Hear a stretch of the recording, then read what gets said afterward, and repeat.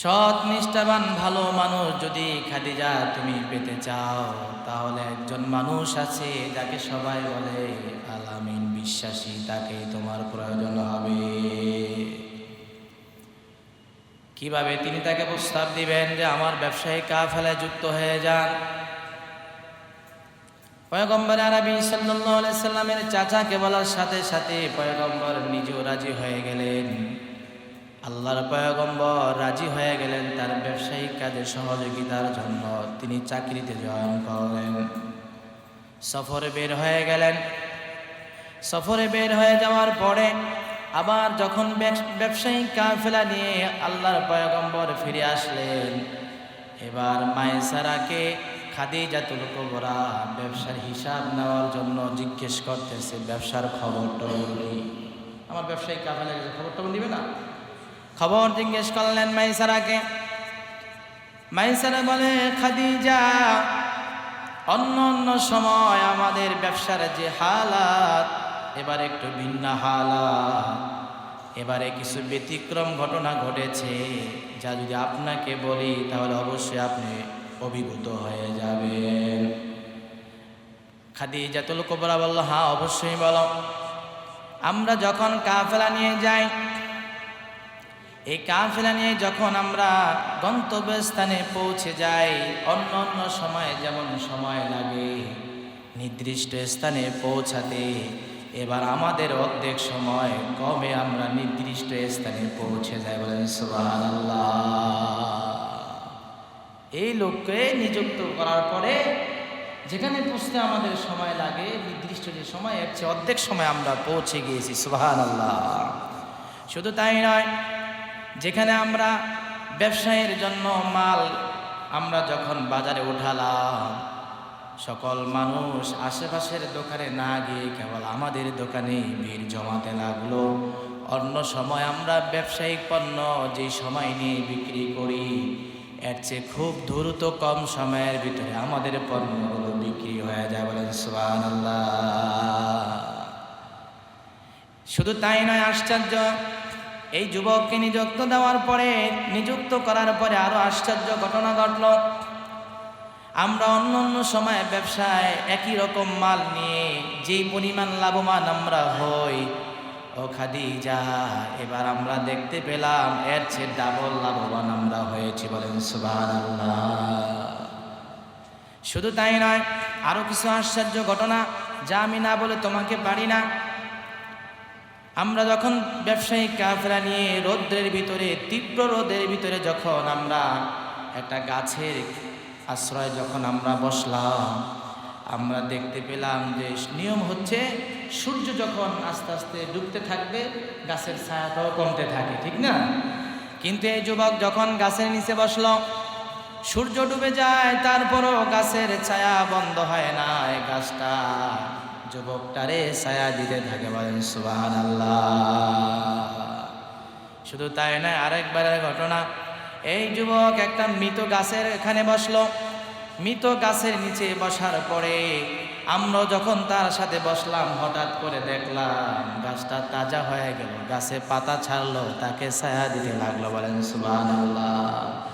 গাছ নাই, তরুলতা নাই, কোনো কিছু নাই। আমরা যখন মরুভূমির মধ্যে দিয়ে হাঁটি, হঠাৎ করে দেখতে পাই একটা মেঘের খণ্ড এসে আমাদের উপরে ছায়া দান করতেছে। বলেন সুবহানাল্লাহ। এটা সাধারণ কোনো ছায়া না। জিবরাইল আলাইহিস সালাম পয়গম্বর যখন মরুভূমির ভিতরে হাঁটতেন, তার দুটো ডানা মেলে দিতেন ছায়ার জন্য। সুবহানাল্লাহ। খাদিজাতুল কুবরা এই ঘটনাগুলো শোনার পরে তার প্রতি আরো মায়া মোহাব্বত বেড়ে গেল। এবার খাদিজাতুল কুবরা রাদিয়াল্লাহু তাআলা আনহা যখন তার বান্ধবীদের সাথে বসে কথা বলে, তখন খাদিজাতুল কুবরা মুহাম্মদুর রাসূলুল্লাহর প্রশংসায় পঞ্চমুখ হয়ে যায়। বলেন সুবহানাল্লাহ।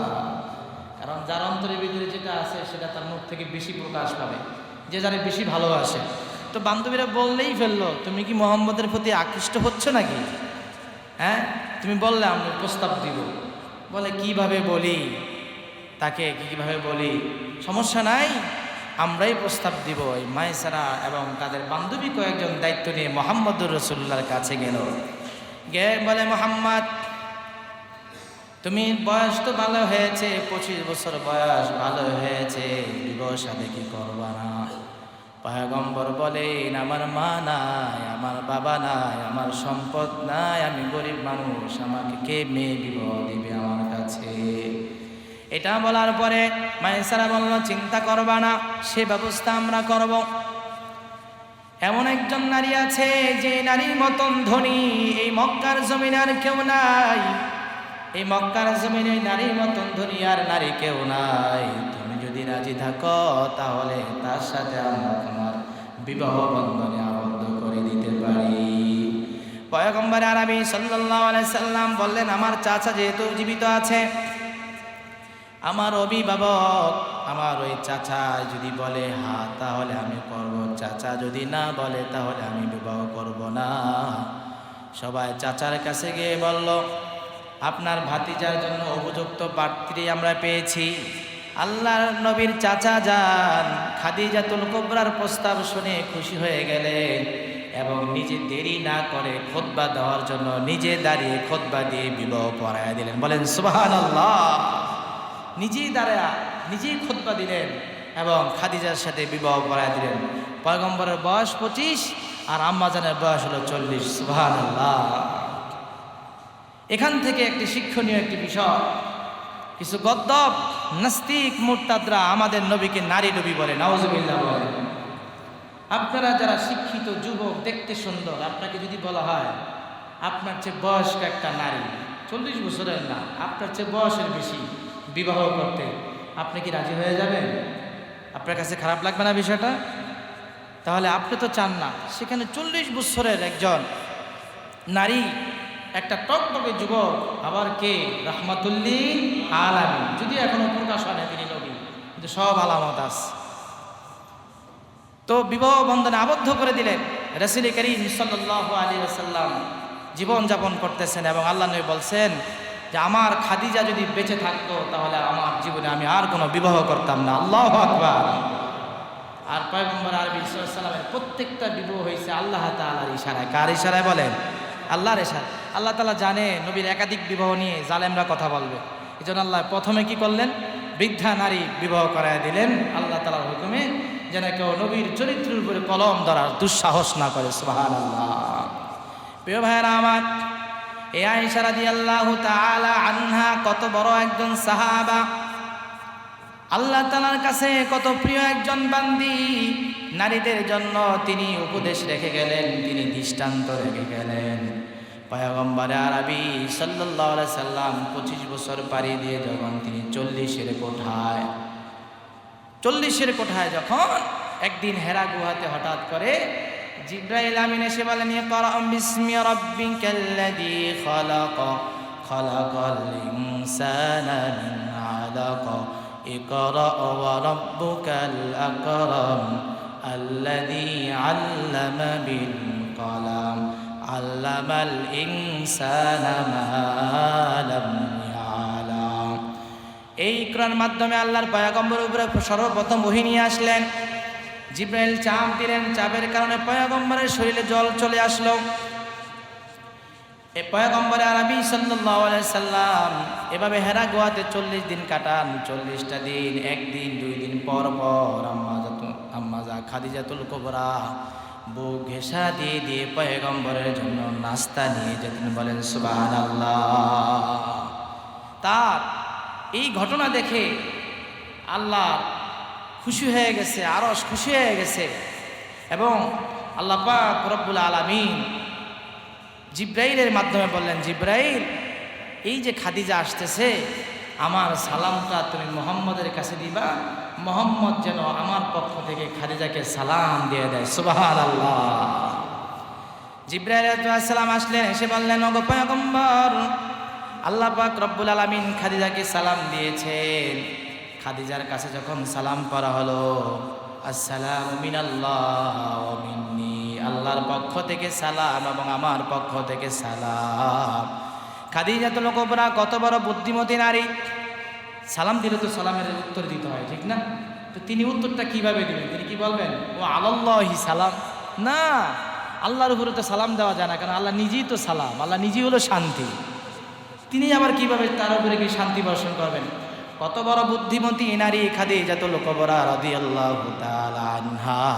তিনি বললেন অহুয়াস সালাম, অহুয়াল্লাহুস সালাম, আল্লাহ তাআলা নিজে হলো সালাম। ও জিবরিল আলাইকাস সালাম, জিবরাইল আলাইহিস সালাম আপনার উপরে সালাম, আপনার উপরে সালাম, আর আল্লাহ তাআলা নিজে হলো সালাম। কারণ আমি আল্লাহর উপরে কি শান্তি দিব? আল্লাহর দয়া নিয়ে, শান্তি নিয়ে আমরা দুনিয়াতে বেঁচে আছি। সুবহানাল্লাহ।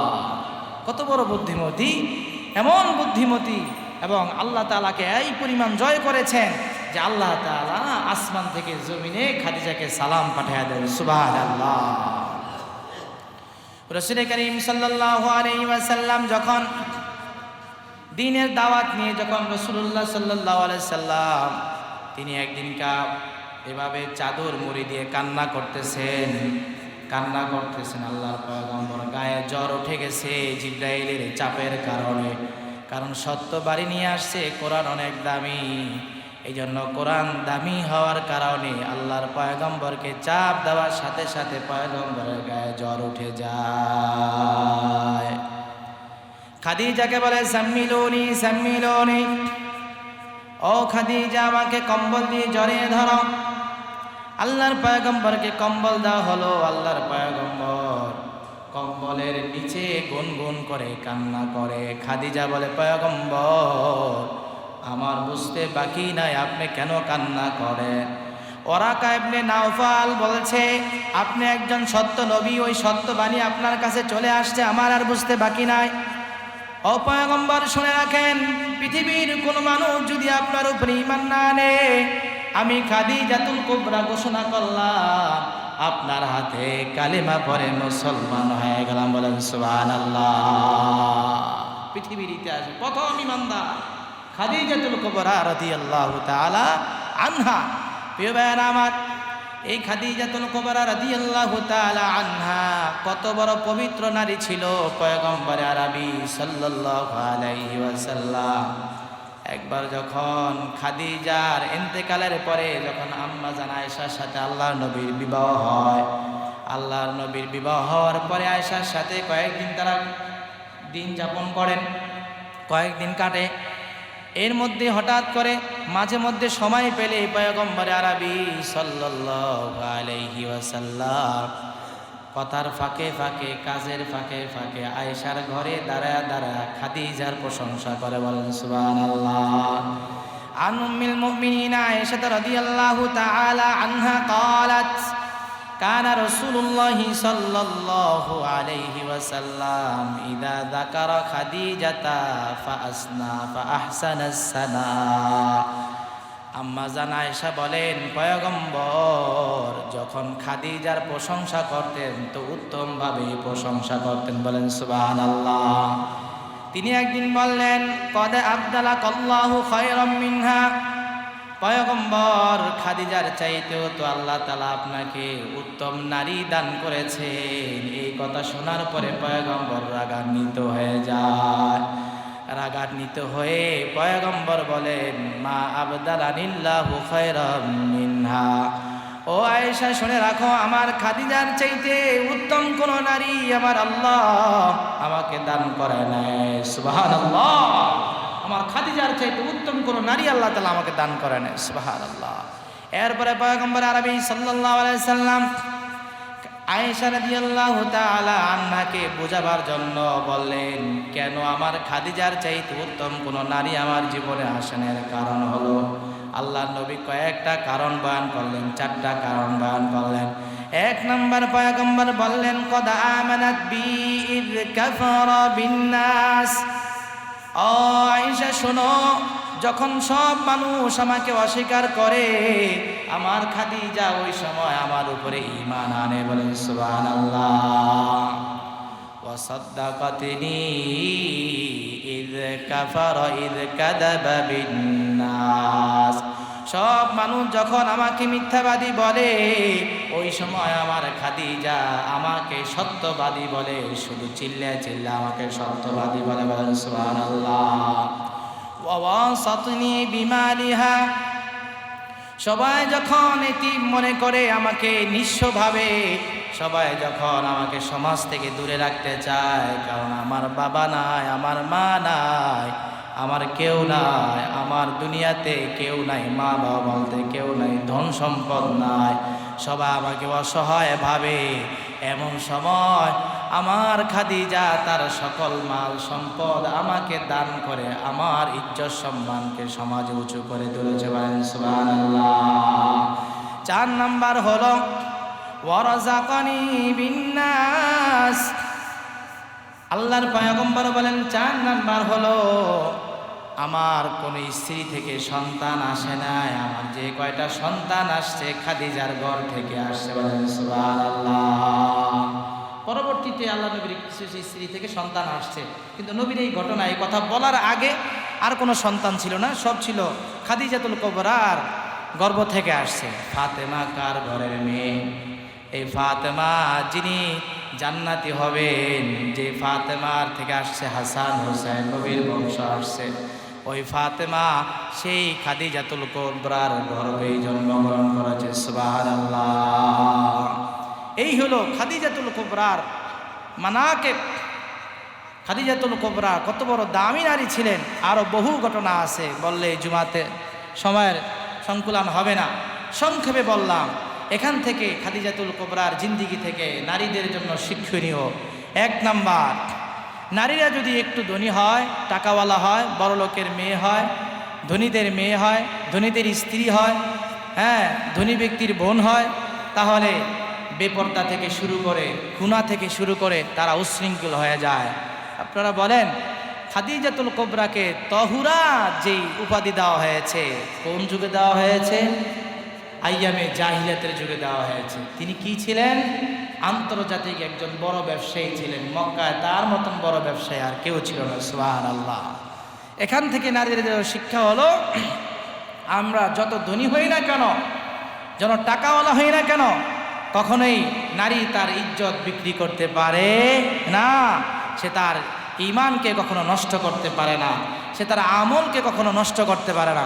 এই জন্য পয়গম্বরে আরবি সাল্লাল্লাহু আলাইহি ওয়াসাল্লাম বিশ্বের নারীদেরকে খাদিজার প্রতি আকৃষ্ট করে বলেন, খায়রুন নিসাইল আলামিন।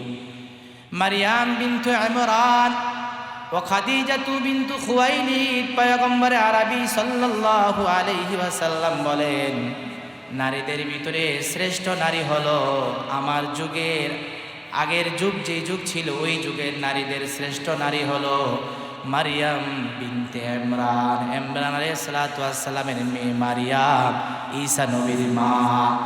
আর আমার যুগে নারীদের ভিতরে শ্রেষ্ঠ নারী হলো আয়েশাতু খাদিজাতু বিনতু খুয়াইলিদ, খুয়াইলিদের মেয়ে খাদিজা রাদিয়াল্লাহু তাআলা আনহা।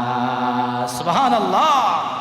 নারীরা, তোমরা যদি খাদিজারে মানতে পারো, কারণ তারা হচ্ছে খায়রুন নিসাইল আলামিন, পৃথিবীতে যত নারী আছে সব নারীদের মধ্যে উত্তম নারী হচ্ছেন খাদিজাতুল কুবরা। সুবহানাল্লাহ। এজন্য খাদিজাতুল কুবরা যেরকম ধনী হওয়ার পরেও, টাকা পয়সা পাওয়ার পরও, ব্যবসায়িক হওয়ার পরও তিনি যেরকম তার পবিত্রতা থেকে সততা থেকে এক পা পিছননি, যার কারণে আল্লাহ তাআলা তার কপালে দোজাহানের বাদশার স্ত্রী হওয়ার সৌভাগ্য তার কপালে লিখে দিয়েছেন। সুবহানাল্লাহ। আম্মা জানেরা, দুনিয়াতে শুধু টাকা পয়সাই সফলতা নয়, দুনিয়াতে শুধু ধন দৌলতি সফলতা নয়, দুনিয়াতে সফলতা হলো আল্লাহর গোলামি করতে পারা। যেই বান্দি দুনিয়াতে আল্লাহর গোলামি করে অন্ধকার কবরে যেতে পারবে, ওই বান্দি হলো দুনিয়াতে সফল। আর যেই বান্দা বান্দিরা দুনিয়াতে গুনাহের মোহে পড়ে যায়, গুনার ভিতরে ধাবিত হয়, তারা কখনো সফল নয়। দুনিয়াটাও ধ্বংস হয়ে যাবে, আখিরাতটাও ধ্বংস হয়ে যাবে। কথা বলেন ঠিক কিনা? এজন্য আম্মা জানদের উচিত তারা যেন খাদিজাতুত তহুরা তাহেরা, এই পবিত্র নারীর জিন্দিগিকে একটু পড়াশোনা করে, এখান থেকে কিছু নেওয়ার চেষ্টা করে। এরপরে আসেন, এটা হলো তার আগের ঘটনা, তিনি তহুরা, তিনি পবিত্রা। এরপরে পয়গম্বরে আরবি সাল্লাল্লাহু আলাইহি সাল্লামের সাথে বিবাহ হওয়ার পরে তার কি ইতিহাস ছিল, পয়গম্বর আরবি সাল্লাল্লাহু আলাইহি সাল্লামকে যখন সবাই বকাঝকা করে এবং আল্লাহর পয়গম্বরকে ফকির মিসকিনকেও এরকম বকা দিয়েছে, নাউজুবিল্লাহ বলেন, তখন আম্মাজান খাদিজাতুল কুবরা রাদিয়াল্লাহু তাআলা আনহা বলেন, পয়গম্বর আজকে থেকে আমার যত সম্পদ আছে সব সম্পদ আপনাকে দান করে দিলাম, আপনি আপনার ইচ্ছা মতন খরচ করেন। সুবহানাল্লাহ। পয়গম্বর আরবি সাল্লাল্লাহু আলাইহি সাল্লাম এই সম্পদ মুসলমানদের পিছনে সব কিছু দান করে দিলেন।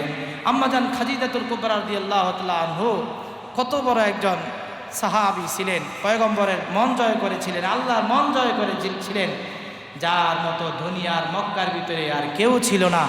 সেই নারী পয়গম্বর আরবি সাল্লাল্লাহু আলাইহি ওয়াসাল্লামের উপরে ঈমান আনার পরে শিহাবে আবি তালেবের ভিতরে 3 বছর মুশরিকরা বন্দী করে রেখেছিল।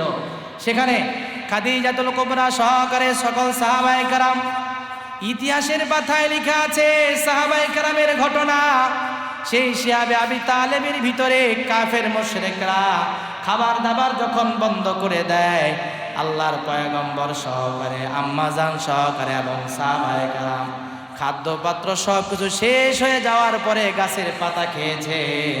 তারা যখন বাথরুম করত, ছাগলের লাদি যেরকম এরকম তাদের বাথরুম হইতো, নাউজুবিল্লাহ বলে। তারপরও তারা ইসলাম ছাড়ে নাই। খাদিজাতুল কুবরা গাছের পাতা খেয়েছেন, ইসলামের জন্য এত কষ্ট করেছেন, তারপরও পয়গম্বরের পিঠ ছাড়েন নাই। আর আমাদের দেশের নারীরা স্বামী যদি একটু অসুস্থ হয়ে যায়, স্বামীরা যদি বিপদে পড়ে যায়, স্বামীর টাকা পয়সা যদি লস হয়ে যায়, ব্যবসা বাণিজ্যের ভিতরে মধ্যে যদি কোনো সমস্যা হয়ে যায়, টাকা পয়সা ধন দৌলত যখন স্বামীর কমে যায়, তখন এই নারী স্বামীকে বাদ দিয়ে আরেকজনকে খুঁজতে থাকে। কথা বলেন ঠিক কিনা? আছে না আমাদের সমাজে? শুধু আছে না, অনেক আছে। বর্তমানে পরকীয়া যেইভাবে আমাদের সমাজের ভিতরে আপনার সমাজকে ধ্বংস করতেছে, যদি আমরা সচেতন না হই তাহলে আমরা একেবারে ধ্বংস হয়ে যাব। আমাদের মা বোনদের ইজ্জত আমরা রক্ষা করতে পারবো না। সুখে দুঃখে সব সময় স্বামীকে আগলে ধরে রাখতে হবে। হযরত আইয়ুব আলাইহিস সালামের ঘটনা। হযরত আইয়ুব আলাইহিস সালামকে আল্লাহ পাক রব্বুল আলামিন পরীক্ষা করলেন।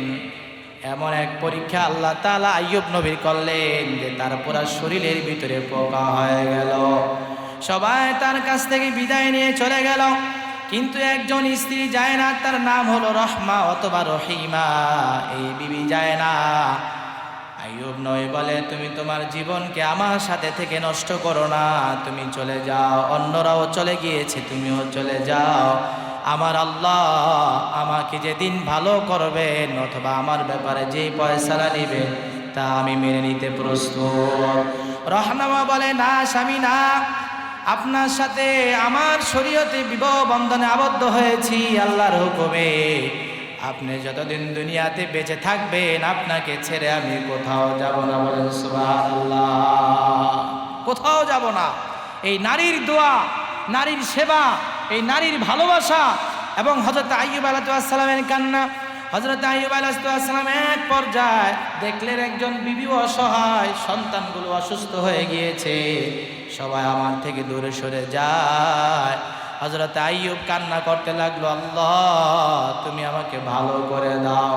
সর্বশেষ তাফসীরের ভিতরে যে কথাটা লেখছে, হযরত আইয়ুবের পুরো বডিটা খেয়ে ফেললো। এমন সময় যখন তার জিহ্বার ভিতরে যখন পোকা আসলো, হযরত আইয়ুব বলে, আল্লাহ তুমি আমার পুরো শরীরটা নিয়ে গেছো, আমার কোনো কষ্ট নাই, কিন্তু আল্লাহ তুমি যদি আমার জিহ্বাটা নিয়ে যাও আমি তোমারে কি দিয়া রাখবো? আল্লাহু আকবার। কোথায় বৈশা, কোন অবস্থায় বৈশা আল্লাহরে বলতেছে, আল্লাহ তুমি যদি আমার জিহ্বাটা নিয়ে যাও আমি তোমারে কি দিয়া রাখবো? আর আমরা একটু বিপদে পড়লে আল্লাহরে বকাঝকা করা শুরু করে দেই। এই কথা বলার পরে আল্লাহ সহ্য করতে পারলেন না। কোরআনের আয়াত, ওয়ালকুদ বিরিজলিকা বিরিজলিকা হাদা মুগতাসালুম বারিদু ওয়া শারাব। আল্লাহ রাব্বুল আলামিন বললেন, ও আইয়ুব তুমি তোমার পা দ্বারা জমিনে আঘাত করো। আইয়ুব নবী আঘাত করলেন। আঘাত করার সাথে সাথে আল্লাহ তাআলা কুদরতি পানি বের করে দিলেন। এই পানি দিয়ে যখন তিনি খেয়েছেন ভিতরের সব কিছু ঠিক হয়ে গিয়েছে। সুবহানাল্লাহ। আরেকবার পা দিয়ে জমিনে আঘাত করলেন, আবার কিছু পানি উঠল। এই পানি তিনি যখন উপরে ঢেলেছেন শরীরের উপরে, সাথে সাথে শরীরের উপরের কাঠামোগুলো আগের মতন রূপ পেয়ে গেছে, সুন্দর হয়ে গিয়েছে। সুবহানাল্লাহ। আল্লাহ পাক রব্বুল আলামিন আম্মা জানদেরকে বলবো, স্বামীর বিপদে ধৈর্য ধরে থাকো। আল্লাহ পাক রব্বুল আলামিন জিরু বানিয়ে দিছে, হিরু বানাইতেও সময় লাগবে না। কথা বলেন ঠিক কিনা? ছেড়ে যাওয়া যাবে না। আজকে ছেড়ে যাওয়ার ঘটনা অনেক চলতেছে। স্বামী একটু অসুস্থ হইলে, বিপদে পড়লে, ধন সম্পদ কম থাকলে অথবা বেটার চান্স যদি পায়, তাহলে ওরা আর থাকতে চায় না। এই নারীকে ওই স্বামীও ভালো চোখে দেখে না। কথা বলেন ঠিক কিনা? এই নারী সব জায়গায় লোভের শিকার হয়ে যায়। এই জন্য আম্মা জানদেরকে বলবো, পয়গম্বর আরবি সাল্লাল্লাহু আলাইহি সাল্লামের স্ত্রী আমাদের আম্মা জান আমাদের জন্য ইতিহাস রচনা করে দিয়ে গিয়েছেন। তার ধন সম্পদ, তিনি মক্কার সবচেয়ে বড় ধনী হয়েও ঈমানের খাতিরে স্বামীর পক্ষ এবং স্বামীর পক্ষ নেওয়ার কারণে, সঙ্গ দেওয়ার কারণে শিয়াবে আবি তালেবের ভিতরে গাছের পাতা খেতে হয়েছে। আল্লাহু আকবার। সকল নারীরা যদি হযরতে খাদিজাতুল কুবরার ইতিহাস পড়ে, তাহলে তারা কখনোই তাদের স্বামীর সাথে গাদ্দারি করতে পারে না। আল্লাহ আম্মা জানদেরকে বুঝার তৌফিক দান করেন, বলেন আমিন। প্রিয় ভাইরা আমার, এই জন্য খাদিজাতুল কুবরা রাদিয়াল্লাহু তাআলা আনহার জীবনী আমরা চর্চা করব। আল্লাহর পয়গম্বর প্রায় সময় কান্না করতেন যখন খাদিজাতুল কুবরার কথা মনে হতো। একদিন আয়েশা রাদিয়াল্লাহু তাআলা আনহার ঘরে পয়গম্বর কান্না করেন।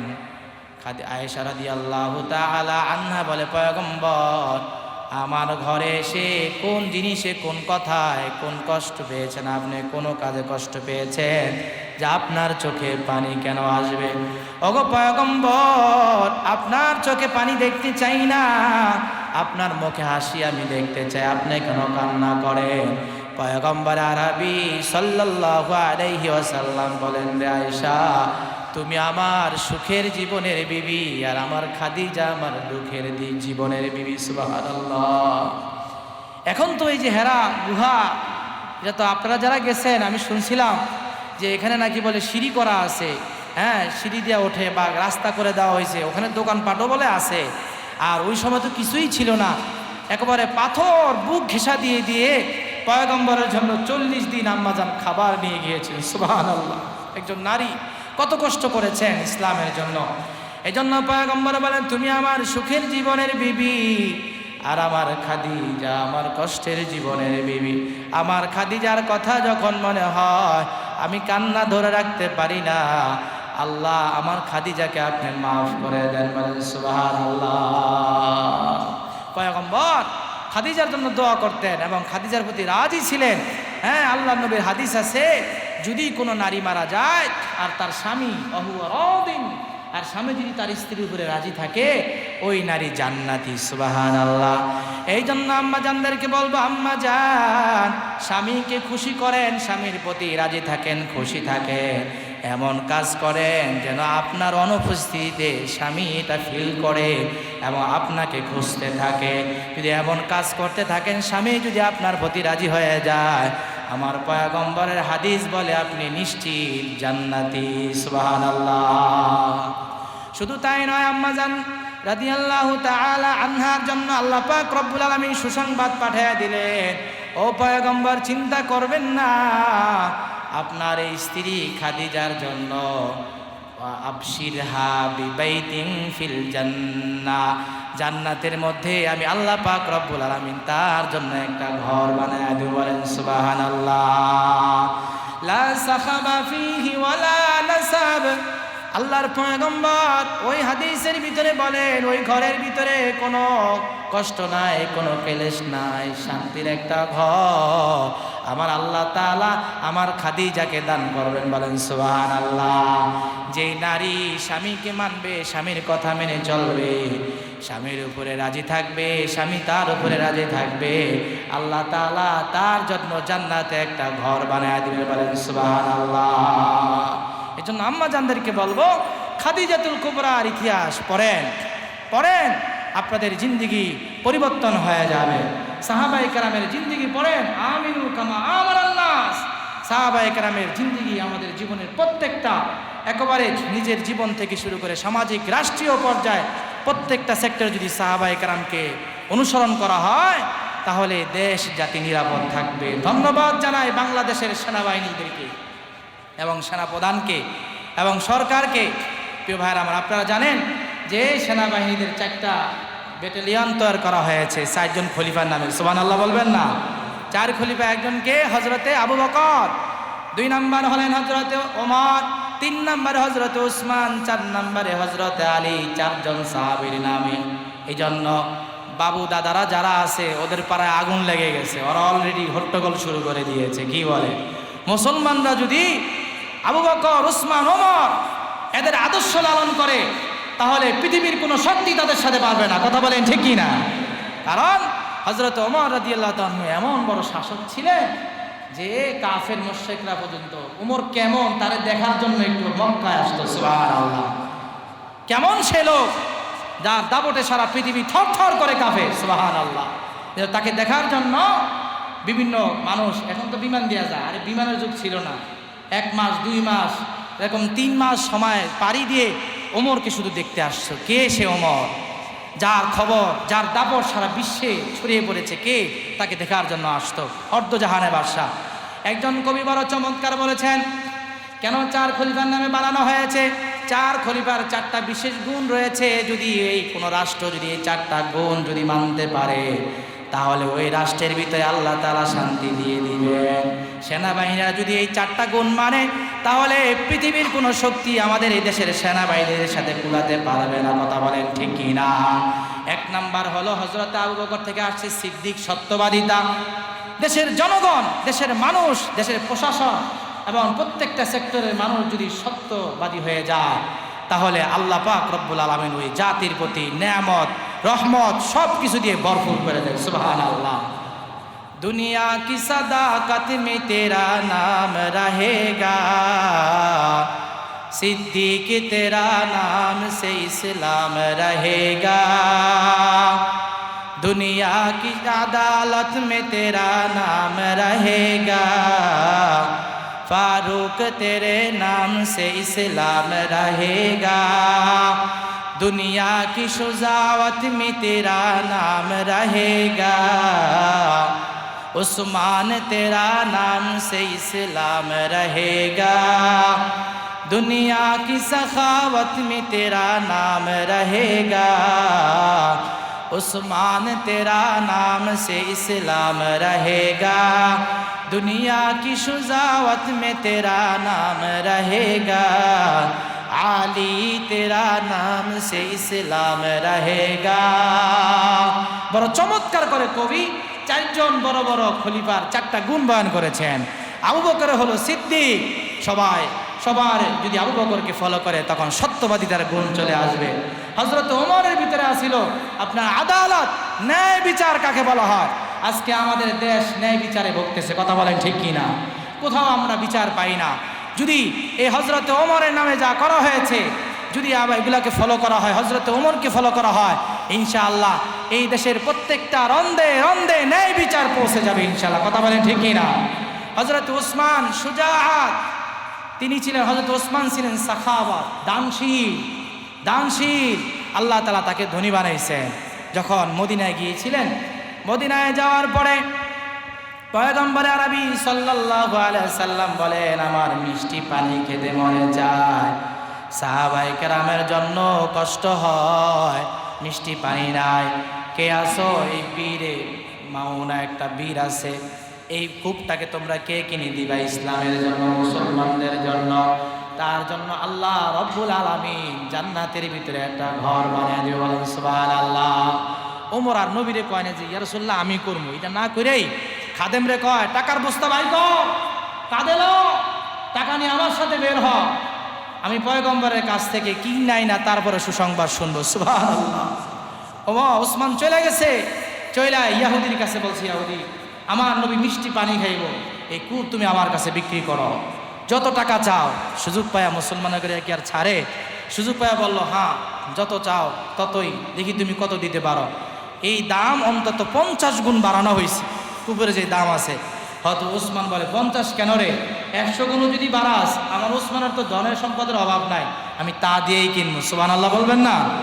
হয়তো ওসমান সেই কূপ কিনে নবীর দরবারে আস্তে আস্তে আল্লাহ সুসংবাদ পাঠিয়ে দিলেন, পয়গম্বর আপনার যে সাহাবীরা মুসলমানদের জন্য খুব ক্রয় করলো, মুসলমানদের সহযোগিতা করলো, মুসলমানদের কষ্ট লাগবে করে দিল। আল্লাহ পাক রব্বুল আলামিন তার জন্য জান্নাতে ঘর বানায় দিবেন, বলেন সুবহানাল্লাহ। পয়গম্বর আরবি সাল্লাল্লাহু আলাইহি সাল্লামের কাছে আসার সাথে সাথে এই সুসংবাদ শুনিয়ে দিলেন। তিনি হলেন হযরত উসমান। দানশীলের ব্যাপারে তিনি এত আগ্রহী ছিলেন, এজন্য আমরা উসমানের মতন দানশীল হব। রাজি আছি ইনশাআল্লাহ? সবাই যদি মানুষের আপদে বিপদে আমরা আগে আসি, ইনশাআল্লাহ ভিক্ষা বৃত্তি কমে যাবে, মানুষ সবাই সমাজে মাথা উঁচু করে চলতে পারবে। কথা বলেন ঠিক কি না? কিন্তু আমরা দানের হাত বাড়াই না বলে, ধনীরা দানের হাত বাড়াই না বলে আজকে আমাদের সমাজের ভিতরে গরিবরা একেবারে অবহেলিতভাবে আছে। কথা বলেন ঠিক কি না? এরপরে হযরতে আলী রাদিয়াল্লাহু তাআলা আনহুর কাছে আছে সুজাআ। তিনি ছিলেন বীর বাহাদুর। সুবহানাল্লাহ। কেমন বীর বাহাদুর ছিলেন হযরতে আলী রাদিয়াল্লাহু তাআলা? যুদ্ধের ভিতরে পয়গম্বর আরবি সাল্লাল্লাহু আলাইহি ওয়াসাল্লাম তিনি পয়গম্বরের আদেশে যখন যুদ্ধে নেমে গেলেন, যুদ্ধ করতেছেন। এই যুদ্ধ করতে করতে আল্লাহ নবীর সাহাবীর অবস্থাটা এমন হলো, একটা দুর্গের গেট, আল্লাহ নবীর সাহাবী হযরতে আলী গেটটা, লোহার গেটটাকে তিনি টান দিয়ে খোলে। এই লোহার গেটটা দিয়ে তিনি যুদ্ধ করতেছিলেন, কাফেরদেরকে একেবারে পরাজিত করে ফেললেন, বলেন সুবহানাল্লাহ। এবার নবী যুদ্ধ শেষে কয়, আলী উঠাও, তোমার কি শক্তি। আলী রাদিয়াল্লাহু তাআলা আনহু গেছেন, উঠাইতে পারে না। উনি এক হাত দিয়ে তো যুদ্ধ করছে, মনে করছে এক হাত দিয়ে পারবো, এক হাত দিয়ে টানছে, ওঠে না। আলী দুই হাত লাগাও, এবার আলী দুই হাত দিয়ে লাগাইতে আছে, ওঠে না। হাদিসের কিতাবের ভিতরে লেখছে উনি দুই হাত দিয়ে এমন জোরে টানতেছেন, ওনার প্রত্যেকটা লম থেকে ঘাম ঝরতেছে। সুবহানাল্লাহ। তারপরও পারে না। অনেকগুলো সাহাবায়ে কেরাম একত্রিত হয়ে তারপরে উঠে এলেন। আল্লাহ নবী বললেন, হে আলী, তুমি যখন যুদ্ধের ময়দানে ছিলা, তোমাকে আল্লাহ তাআলা যে বীর বানিয়েছেন, যে সাহসিকতা দিয়েছেন, এটা এমনি আসে না, যুদ্ধের ময়দানে ঈমানের কারণে এসেছে, বলেন সুবহানাল্লাহ। এই জন্য দেখবেন মাঝে মাঝে মানুষে ভারী কোনো জিনিস না পারলে কি বলে, ইয়া আলী। কি বলে? বলেন ইয়া আলী। এটা কি ঠিক বলেন? আচ্ছা, আলীর শক্তি দিছে কে? তো বলা উচিত ছিল ইয়া আল্লাহ, তখন যেন হইতো। এখন আমাদের সমাজে একটা আলী হলো খুব শক্তিধর ছিল। এখন সমাজের মানুষ কোনো ভারী জিনিস বা শক্ত কোনো কঠিন জিনিস উঠে বলে ইয়া আলী। এটা শিরকের কথা, নাউজুবিল্লাহ বলেন। কোনো মুসলমান এটা বলতে পারে না। আলীকে আল্লাহ বাহাদুর বানাইছেন, যে আল্লাহ বানাইছেন সে আল্লাহর নামে আমরা করতে হবে, আলীর নামে নয়। ইয়া আলী বলা যাবে না, এটা শিরিক হয়ে যাবে। বরঞ্চ যে কোনো জিনিসের শুরুতে যদি আল্লাহর নাম নিয়ে করতে পারি, সহযোগিতা করবেন কে? আলী আল্লাহর নাম নিয়ে গ্রিলের ভিতরে হাত দিয়েছেন, হ্যাঁ, প্রধান ফটকে হাত দিয়েছেন। ওইটা ভার, এত ভার ছিল যে 70 জনের মতন সাহাবীটাকে আগলাইতে হয়েছে। সুবহানাল্লাহ। একজনের হাতের ভিতরে আল্লাহ সেই শক্তি দিয়েছেন ঈমানের কারণে। কথা বলেন ঠিক কি না? এই জন্য আল্লাহ বলেন আমিনু কামা আমানান নাস, ঈমান আনো যেরকম ঈমান এনেছে সাহাবায়ে কেরাম। বলে সাহাবায়ে কেরামের ঈমান কখনো টাকার কাছে বিক্রি হয় না, সাহাবায়ে কেরামের ঈমান কখনো সম্পদের কাছে বিক্রি হয় না, সাহাবায়ে কেরামের ঈমান কোনো জালেমের হুমকি ধমকির কাছে থেমে যায় না। কথা বলেন ঠিক কি না? সাহাবায়ে কেরামের ঈমান হলো পাহাড় সমতুল্য। পাহাড় টল্লাক না টল্লাক ফকির, পাহাড় এক জায়গা থেকে আরেক জায়গায় সরে যাবে, তারপরও সাহাবায়ে কেরামের ঈমান কখনো সরে নাই। মুসলমানরাও যদি ঈমানের বলে বলিয়ান হয়, আল্লাহ তাআলা যেরকম সাহাবাদেরকে সাহায্য করেছে, ওই আল্লাহ আছে না নাই? জোরে বলেন আছে না নাই? আল্লাহ সাহায্য করতে পারেন কি পারেন না? পারেন। শুধু সাহাবায়ে কেরামের ঈমান আমাদের আনতে হবে। এই জন্য আল্লাহ বলেন আমিনু কামা আমানান নাস। এই বাংলাদেশের প্রত্যেকটা নাগরিক যদি আমরা সাহাবায়ে কেরামের আদর্শ লালন করে ঈমানদার হতে পারি, ইনশাআল্লাহ আমাদের আশেপাশে যত শত্রু থাকুক না কেন, আমাদের সাথে তারা চোখ রাঙায় কথা বলতে পারবে না। কথা বলেন ঠিক কি না? ছোট দেশ হই না কেন, অস্ত্র শস্ত্রে কম হই না কেন, যদি আমরা ঈমানের বলে বলিয়ান হই, আল্লাহ বলেন তোমাদের ধন দৌলত দিয়ে আমি ভরপুর করে দেব। সুবহানাল্লাহ। ঈমানদারদের সাথে আল্লাহর রহমতের ওয়াদা, ঈমানদারদের সাথে আল্লাহ তাআলার রিজিকের ওয়াদা, ঈমানদারদের সাথে আল্লাহ পাক রব্বুল আলামিনের জমিনের যত সম্পদ আছে সম্পদের ওয়াদা। আজ ঈমানদাররা এগুলো ভোগ করতে পারে না, তাদের ঈমানে পরিপূর্ণ না হওয়ার কারণে।